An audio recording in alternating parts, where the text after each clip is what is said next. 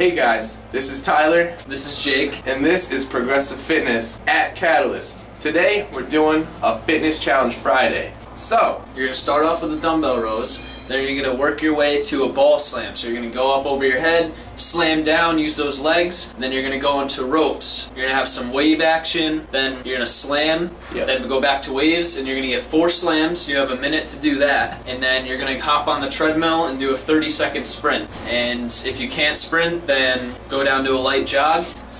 just a reminder, you're going to be doing bent over rows with one arm dumbbell. You're going to be doing a ball slam. And then after that ball slam, you're going to do ropes with rope slams. After that, you're going to go over to the jog or sprint depending on your level. You got 20 minutes to do this. Enjoy the video. We challenge you.